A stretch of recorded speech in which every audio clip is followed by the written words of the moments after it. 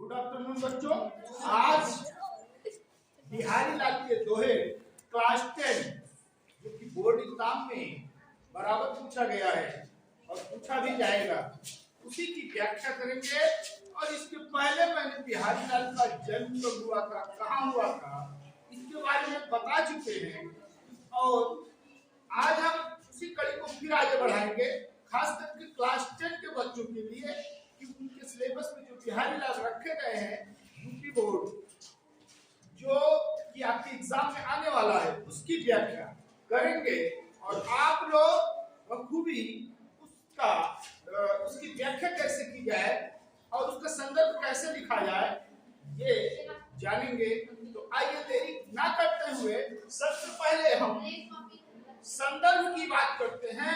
तो संदर्भ एक ही जैसा आपको सभी दोहे में मिलेगा, क्योंकि संदर्भ का मतलब होता है कि ये दोहा कहाँ से लिया गया है, इस दोहे के जो लेखक हैं, कवि हैं या कविता है किसकी है उसका नाम देना होता है, किस किताब से है उसका नाम देना होता है। तो सबसे पहले हम संदर्भ की बात कर लें, उसके बाद अगर प्रसंग की बात करेंगे तो प्रसंग जो दोहा होता है या कोई काव्य है या कविता है, वो किस बेस पर, किस स्थिति पर लिखा गया है उसको देखा जाता है और उसी को दो लाइन लिख करके हम प्रसंग बना लेते हैं। तो सबसे पहले हम संदर्भ की बात करें तो संदर्भ यही लिखना होगा कि प्रस्तुत दोहा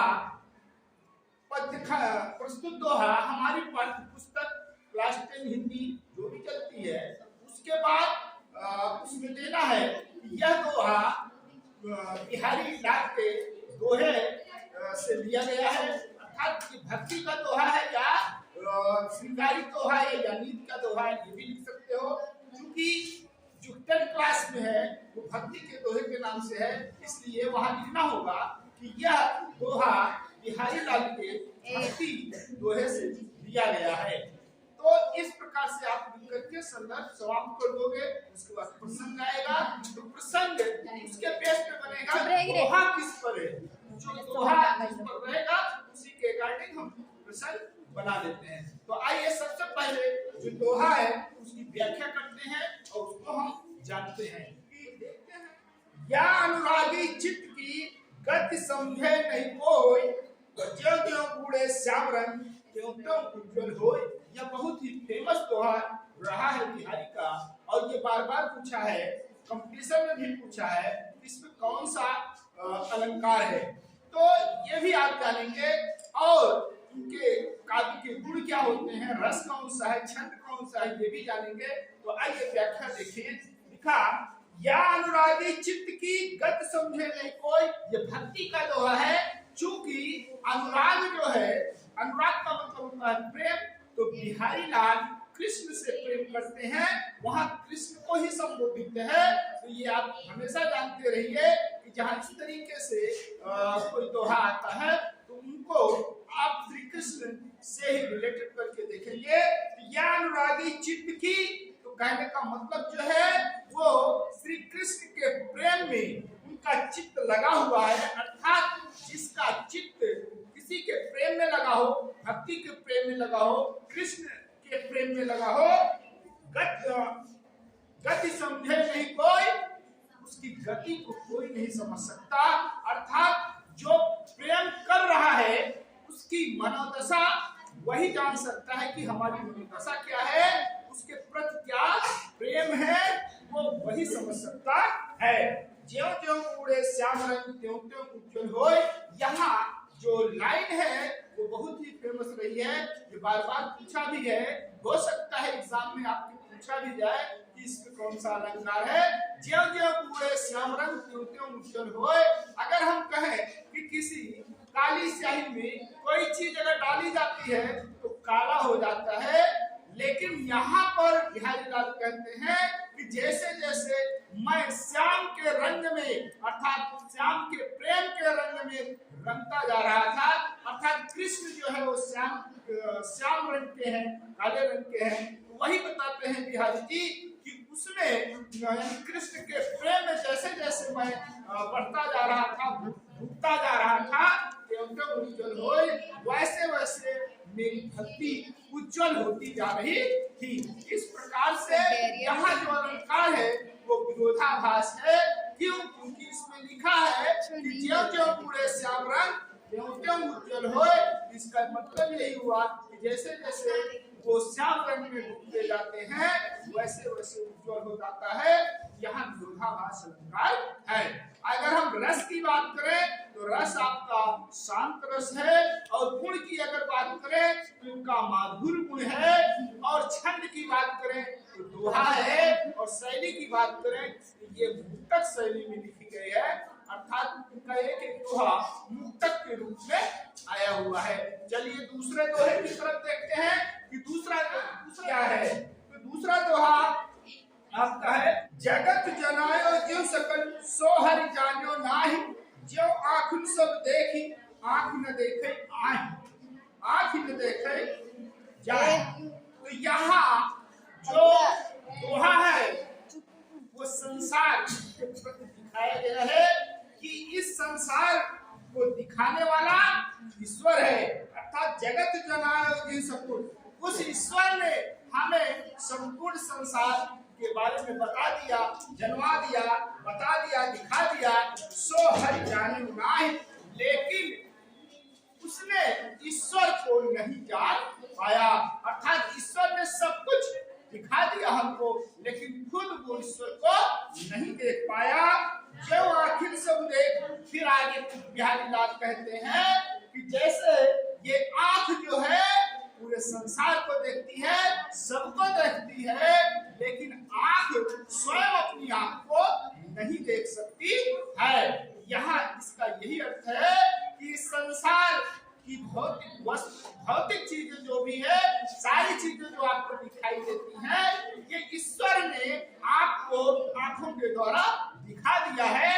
लेकिन उसी ईश्वर को जिसने इसको दिखाया है, उसी ईश्वर को आप पहचान नहीं पाते हो, उसको देख नहीं पाते हो। जिस प्रकार से ये हमारी आंखें सारे संसार को, सारे जगत को देख लेती हैं, लेकिन ये आंख स्वयं अपनी ही छवि को नहीं देख पाती, अपनी ही आंख को नहीं देख पाती है। एक कहावत भी है कि चिराग तले अंधेरा, अर्थात जब चिराग जलता है उसके चारों तरफ उजाला होता है, लेकिन चिराग के नीचे हमेशा छाया ही रहता है। वही चीज यहाँ पर सेम दिखाया गया है। तो आइए इसके रस के बारे में बात करें तो रस आपको वही मिलेगा, शांत रस। गुण की बात करें तो प्रसाद गुण है, और दोहे छंद की बात करें तो दोहा है, शैली की बात करें तो मुक्तक है। आइए हम तीसरे दोहे की बात करते हैं कि तीसरा दोहा बिहारी का क्या है और इसकी व्याख्या क्या है। तो जप माला छापा तिलक सरय नहीं को काम, मन काचे नाचे मिठा साचे राचे राम। अब यहाँ बिहारी बोल रहे हैं जप यानी जपने से, माला फेरने से, जप माला जपने से, माला जपने से, माला फेरने से, और छापा लगाने से। जो ब्राह्मण होता है वो छापा लगाता है, और तिलक लगाता है। सरय नहीं को काम, लेकिन फिर भी उससे कोई काम। आइए बच्चों, तीसरे दोहे की व्याख्या हम करते हैं बिहारी के कि तीसरे दोहे में क्या है। तो लिखा है, जप माला छापा तिलक सरय नहीं को काम, मन काचे नाचे बिरथा साचे राचे राम।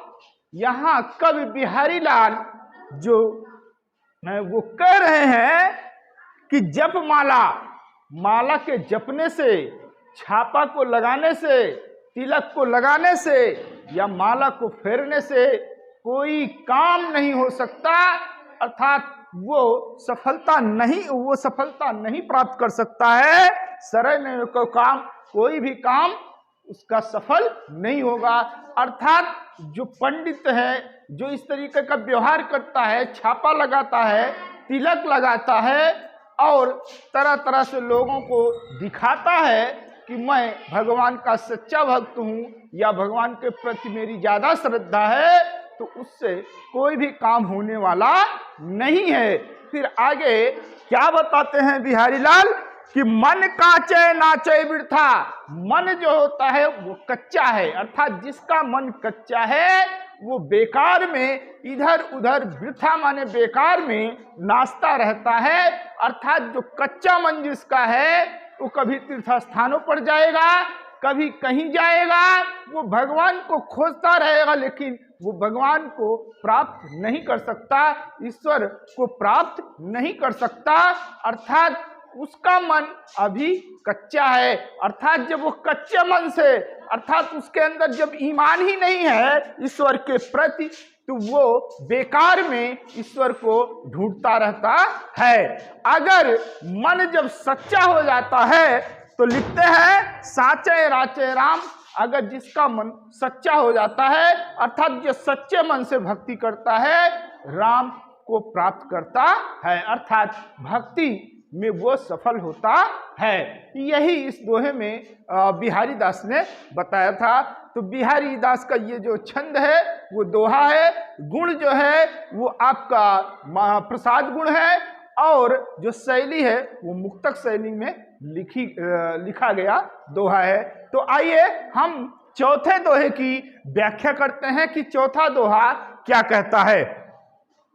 दुसह दुराज प्रजान कौ क्यों न बढ़े दुख दंदु, अधिक अधेरव जक्रत मिली मावस रविचंदु।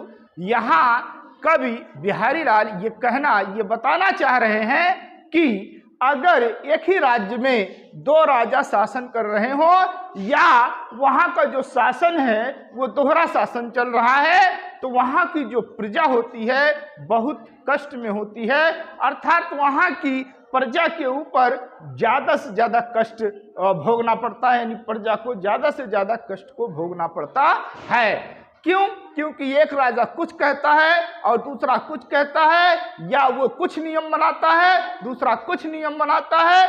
उस नियम में जो प्रजा है वो बेचारी पिसती रहती है, इससे उसका दुख बढ़ता ही जाता है। किसका? प्रजा का दुख बढ़ता ही जाता है। जैसे इसका उदाहरण भी देते हैं किस तरीके से, अधिक अंधेरा जक्रत, यानी इस संसार में अधिक अंधेरा हो जाया करता है जब अमावस्या की रात में रवि माने सूर्य और चंद्रमा एक ही राशि में होते हैं। अर्थात अमावस की रात्रि में चंद्रमा और सूर्य जब एक सीध में आते हैं, एक राशि में आते हैं, तो उस दिन की जो रात्रि होती है बहुत ही अंधेरी हो जाया करती है। इसी प्रकार जैसे राजा, यहाँ रवि से मतलब मान लीजिए एक राजा और चंद्रमा से मतलब दूसरा राजा, जिस तरीके से रवि और चंद्रमा दो मिल करके इस जगत को अंधेरे में डाल देते हैं, उसी प्रकार से एक ही राज्य में दो राजा मिलकर के प्रजा के कष्ट को बढ़ा देते हैं। तो ये भी जो छंद है वो दोहा है, जो शैली है वो मुक्तक शैली में लिखी गई है, और जो शैली लिखी गई वो उनकी मुक्तक शैली है, और जो गुण की बात करें तो वो प्रसाद गुण है। तो इस प्रकार से आपने चौथे दोहे में बिहारी के दोहे की कला देखी, या बिहारी के दोहे की विशेषता को आपने देखा। तो आइए हम पांचवें दोहे की व्याख्या करते हैं। पांचवा दोहा क्या कहता है। नर की और नल नीर की गति एक करी जोय, जेतौ नीचे है चले तेतौ ऊंचे होए। तो यहाँ कविवर बिहारी लाल कह रहे हैं कि नर की और नल नीर की, अर्थात एक मनुष्य की, एक आदमी की, और नल मतलब चापाकल और नीर माने जल, अर्थात नल और नर की एक ही गति होती है। कैसे गति होती है वो आगे आपकी व्याख्या में देखेंगे कि आदमी और नल दोनों की एक ही गति, एक करी जो एक ही गति होती है। क्योंकि जब नल को जितना नीचे की तरफ ले जाया जाता है उतना ही उसका पानी ऊपर चढ़ता जाता है। उसी प्रकार ये मनुष्य, ये आदमी जितनी ही नम्रता से काम करेगा, जितना ही नम्र होता जाएगा, उसका विकास, उसका सम्मान उतना ही ऊपर बढ़ता जाएगा या उतना ही वो ऊपर बढ़ता जाएगा। तो आगे देखिए, पांचवें दोहे की व्याख्या करते हैं कि बढ़त बढ़त संपत्ति सलल मन सरोज बढ़ जाए, घटत घटत सु ना फिर घटे बर समूल कुम्हिलाए। यहां बिहारी लाल नीति परक दोहे की बात करते हैं। इसमें क्या समझाया है उसको हम जानेंगे कि बढ़त बढ़त संपत्ति सलिल, संपत्ति माने धन और सलिल माने पानी।